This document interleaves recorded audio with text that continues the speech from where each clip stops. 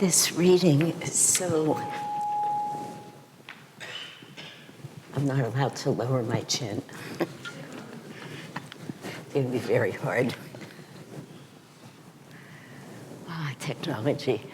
Here we are talking about the most extraordinary, unimaginable, incomprehensible teachings, and we can't get microphones right. Go figure.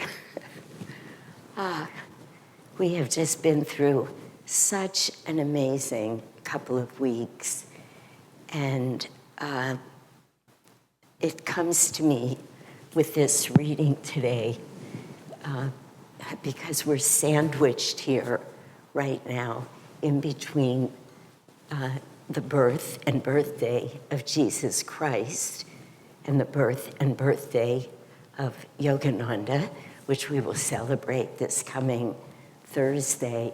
And here we are on New Year's Day, which is not exactly a spiritual or religious holiday, but it evokes feelings of newness. And for us on this path, it evokes a feeling of the ever new quality that our teacher, Paramahansa Yogananda, spoke of so frequently. Just speaking of the way that joy and truth and love and calmness and peace and all of what we know to be God himself, that superconscious state, this stillness, which behind it comes a vibration. And really what we're talking about today, also, though I'll finish that thought in a moment, is that vibration of superconsciousness into the world, the manifestation of the consciousness through vibration, which is really what the word is, which is what we're asking today. What is this word? What is this light? What does that mean? And as Swami Kriyananda says in other places about this reading from St. John, he says it's probably had more controversial paper studies written about it than almost any other phrase in the Bible. And yet, in all of that, I'm aware that I'm bringing 10 thoughts together. I really hope you can follow me.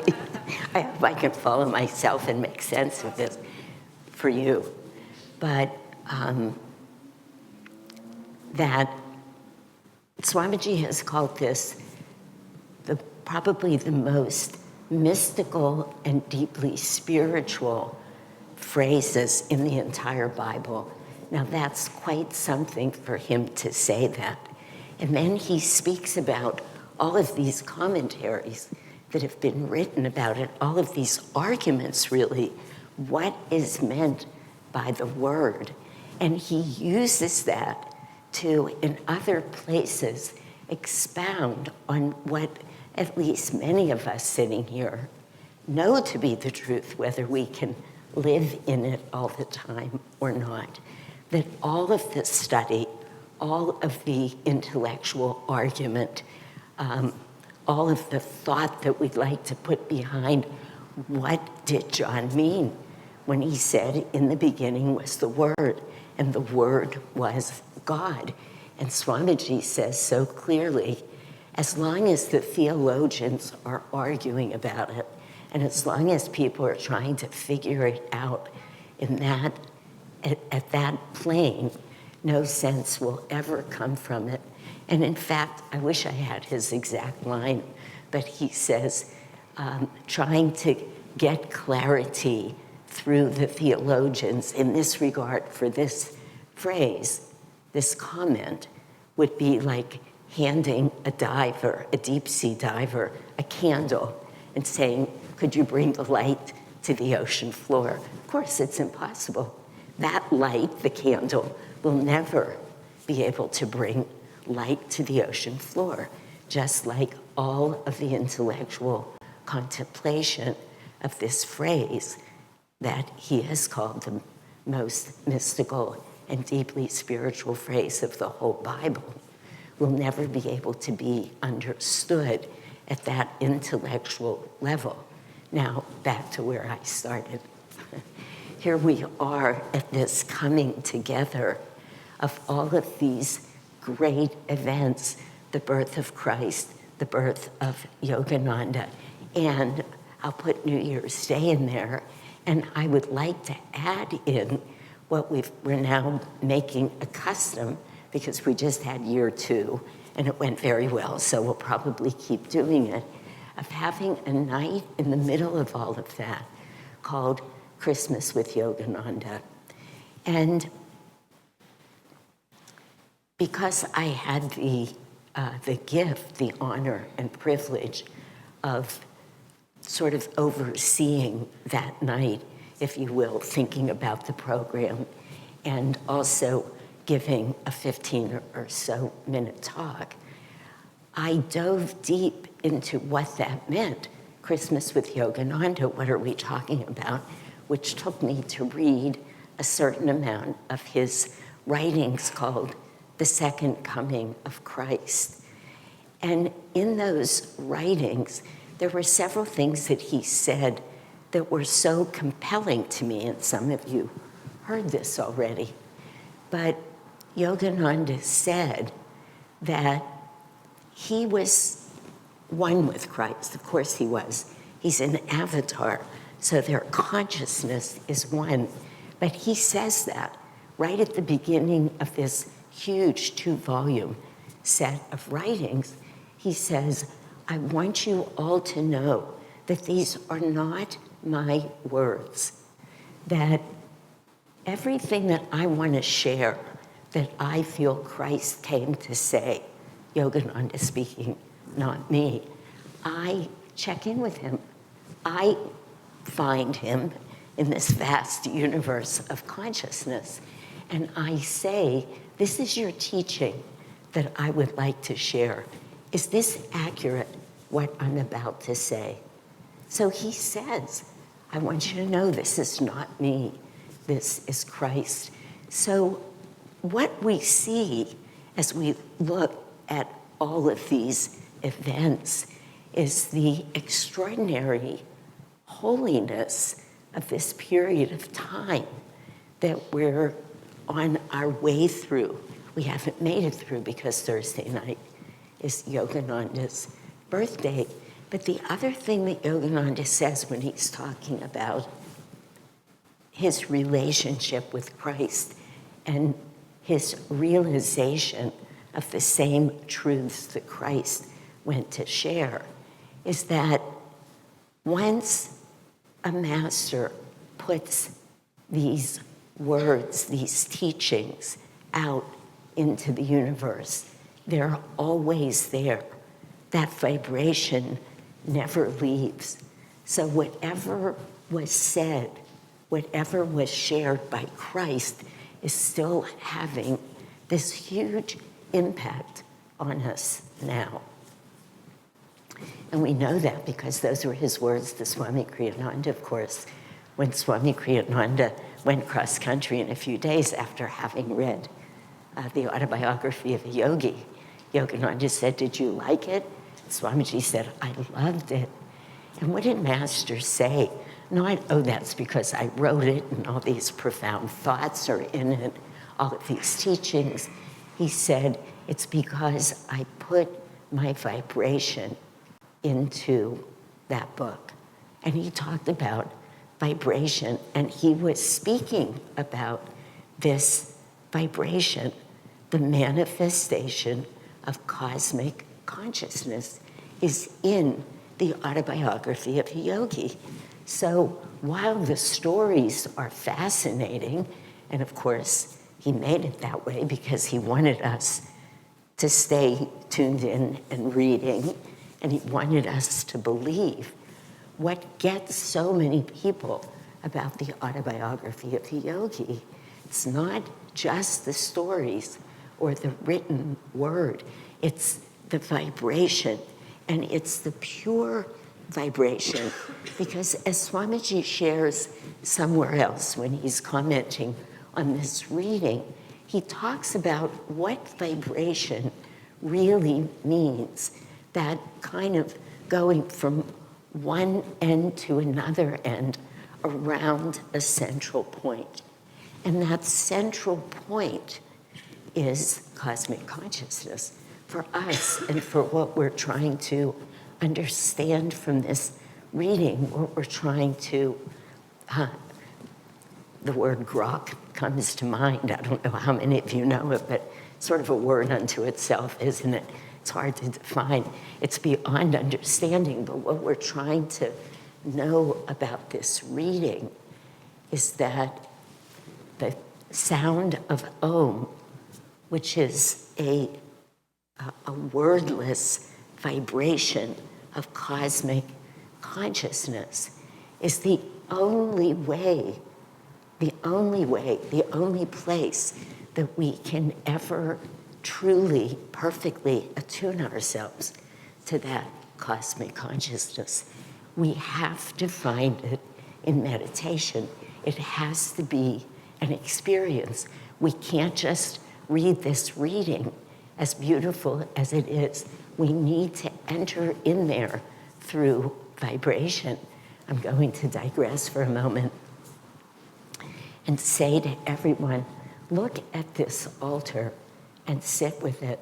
I was trying to find, it's exquisite, and you could see, I'm sure, almost all of you can see, that I think both Atmajyoti and Kamala Devi had the inspiration and brought it together, but it almost doesn't matter. The inspiration came to someone, and it represents the astral spine. It represents the chakras with all of those beautiful colors. And I was mesmerized by it last night, and I was uplifted by it last night, and again this morning. But this morning I was sitting here and I was thinking about it, and I thought, of course, because it's color and it's the chakras, and once again, it's the vibration of it. It's not just that you look at it and you say, wow, those flowers are beautiful. It's perfect because it was received. I can feel it. I didn't speak to whoever actually created it, but you can feel when you look at the altar, it's another experience. It's really akin to Master seeing that light being the other way that pure cosmic consciousness manifests as sound, the sound of Om to us, but Amen and other sounds that were perceived as that cosmic vibration, and light. And it's so exquisite. And what I was trying to say with that whole beginning, or wanting to say, is that right now, today, as we sit in this moment, surrounded by the birth of Christ, by the teachings of Master, of celebrating with Christ, Christmas with Yogananda, New Year's Day, ever new beginnings, ever new opportunities, and Yogananda's birthday coming, it is really an auspicious moment for us. Now, these teachings are things that many of us have heard about, read, sat with many times. It would be very easy to feel like we know that.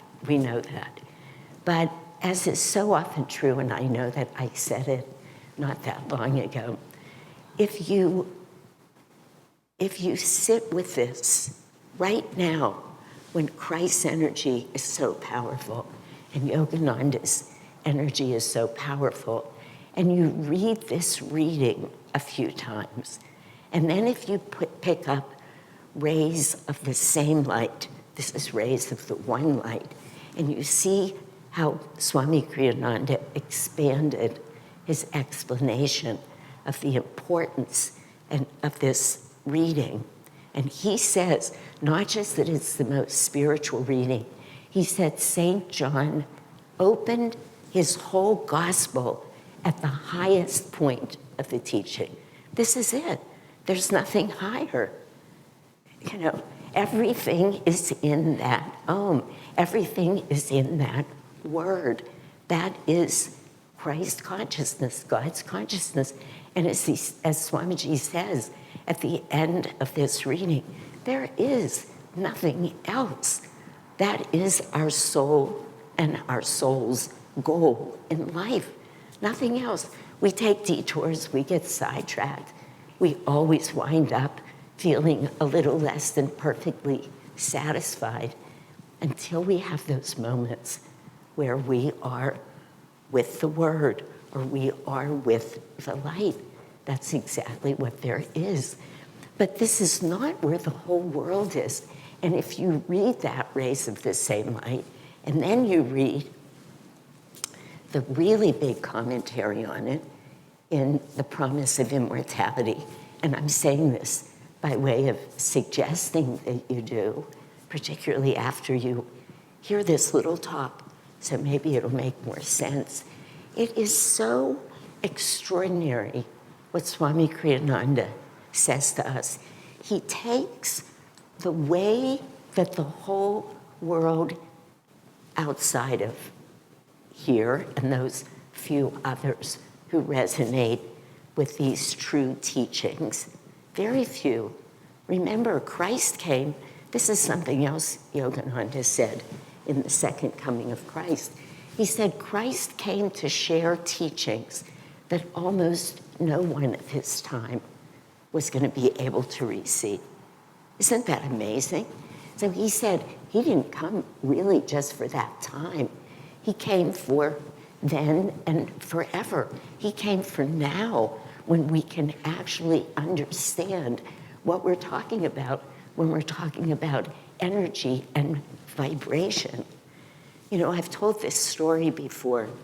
I'm telling it now because Swamiji talks about how hard it is for us to truly grasp the depth and meaning of the reading, because we've all been so steeped in science and in logic and in the rational mind and how strong that pull is, that he shows the impossibility of ever finding what we're looking for there. And it reminded me last night of a story that I've shared many times over the years, but not for a while, of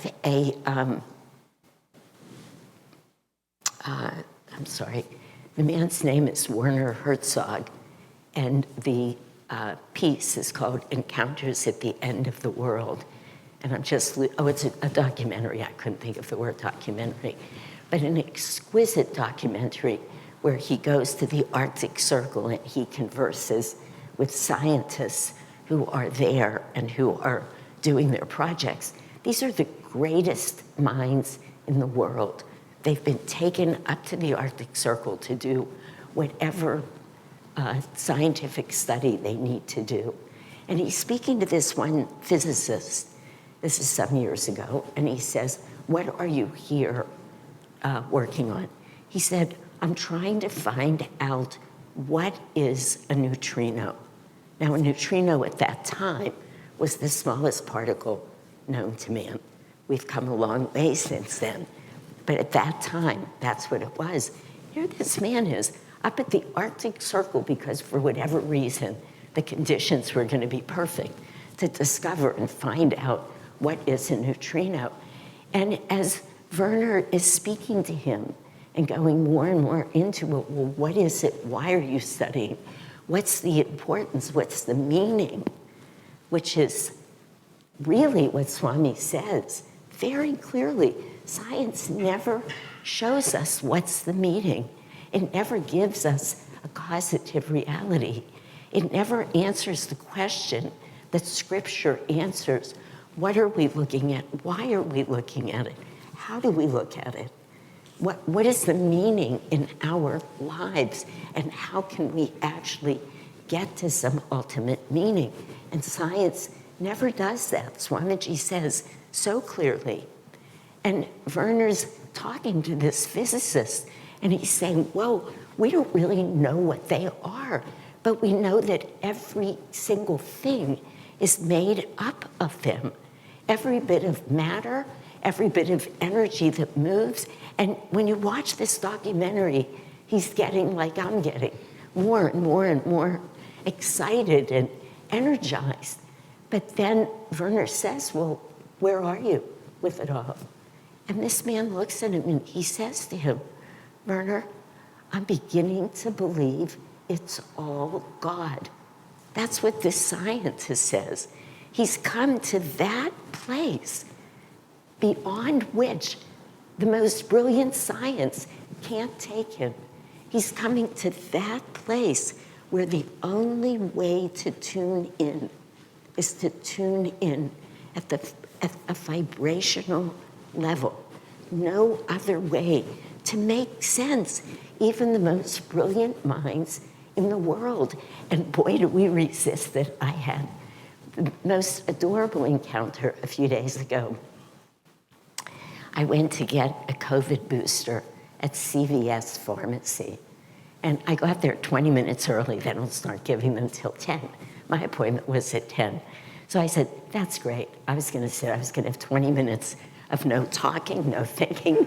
I was so happy to be in that CVS Pharmacy, I can't tell you.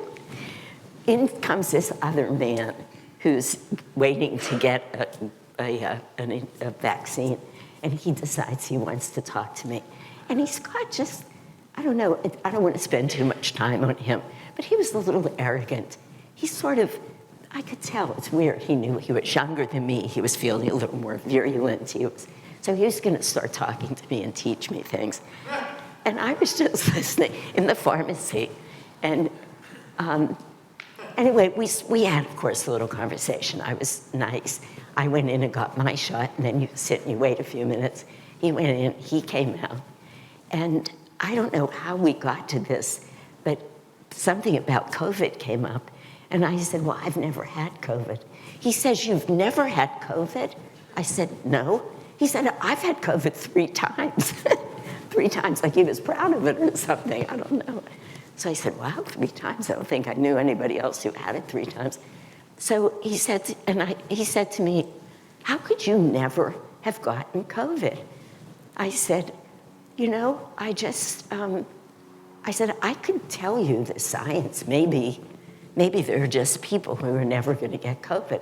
Maybe there's something about our immune systems. I said, but that's not what I think it is. He said, what do you think it is? I said, I just decided I was not getting COVID. He said, oh, now don't you think you're going just a little too far, just like that? And I said, no, I actually don't. He said, are you gonna tell me that you thought that and you created that? His word was created. And I said, yeah, I really am. I think our thoughts are very powerful. He said to me, that's ridiculous. And I said to him, you know, maybe you're right, but you've had COVID 3 times, and I've never had COVID. It just stopped him. I mean, we are so wed to, holding on to a way of thinking and a way of being that cannot get us where we need to go. And we need to find, that's why this altar is so extraordinary. That's why the music we play in our homes matters more than we can imagine. You know, I was talking to I'm just putting on my glasses to see what time it is. Okay. I get to this point any Sunday that I give a service and I think, I should turn this into a class. I always do. Because what else is there to talk about? We could talk for hours. This is so important. But I just want to share this one story. I was visiting with a friend the other day, a beautiful soul, a woman I've been friends with for decades now. And she's been a part of Ananda for 30, 35 years, I don't know. And as we were talking, I just said to her, because we're actually very close, very deeply connected, but I don't get to see her all that often. I said to her, so how are you doing? I mean, spiritually and with your meditation practice. And she said to me, well, I'm meditating every day. And I said, that's extraordinary. And it is extraordinary, every day. And she said, twice a day. She told me she has a longer meditation in the morning and in the evening. But she kept interjecting little comments about what was wrong with it.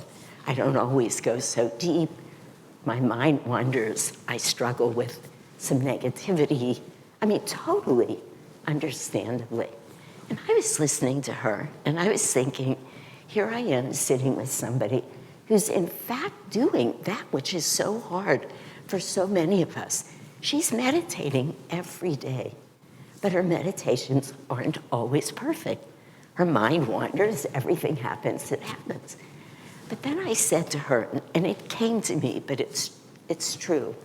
I said, you know, recently I have been noticing in a very conscious way the truth that meditation is a way of life. We say it about Kriya Yoga a lot. It's not just a practice, it's a way of life. Well, meditation, wherever you are, is a way of life. And she said to me, what do you mean? And I said, well, I've noticed that every time I'm not reactive, every time I'm serving somebody or taking care of a need at home that could be considered at the best mundane and at the worst irritating and aggravating, I said, more and more, I feel Divine Mother flowing through me, serving. So I get to serve. I get to live that experience of the vehicle is blessed by that which flows through it, which is a vibration. And that becomes a living meditation. Now, maybe that morning, I was actually thinking about dinner while I was trying to meditate. That happens. But throughout my life, and I'm saying this about me, this is true for me, but I'll bet it would be true for every one of you if I were sitting and speaking with you one-on-one. And that is that as often as we say, there is no way other than meditation, and there isn't. Master says it in the second coming of Christ over and over. Swamiji says it brilliantly.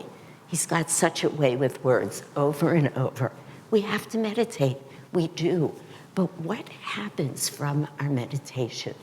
The vibration, the tuning into this vibration, which is a manifestation of cosmic consciousness that became a thought, that became everything that we see, that became every thought that we have. All of our thoughts become words, which are just a little grosser vibration. Just goes on and on. But when we back up and we live in the vibration more and more, then we live the vibration more and more. And that is so important. And it's so that we don't sit with, all of us. I learned something from her because I hadn't thought of it that way before. But I knew when I was saying it, it was true. That the way that we live becomes the way that we are constantly attuning ourselves to the vibration that is Om, that is the word, that is cosmic consciousness, that is God Himself, and the only goal that any of us have in life. So just remember as we start this new year, Jesus Christ, Paramahansa Yogananda, all of these masters, every master that ever lived, Swami Kriyananda, they all want us to succeed. They're all putting their vibration out in so many ways and saying to us in so many ways, through a conversation with a friend, through the care we give our loved ones, through perfect meditation, through a beautiful altar that came to another friend. In all of these ways, just saying, listen, listen carefully. I'm putting out my vibration. You just follow it home.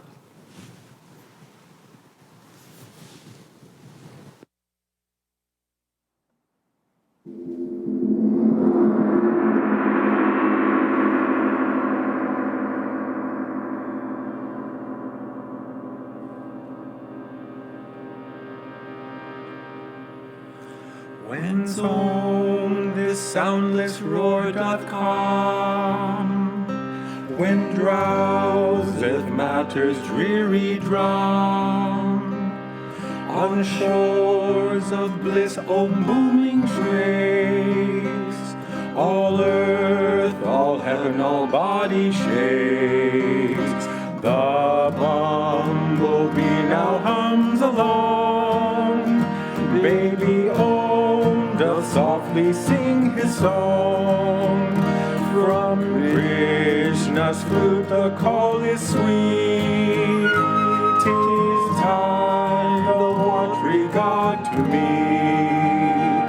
Cords bound to flesh are broken all. Vibrations burst and meteors fall.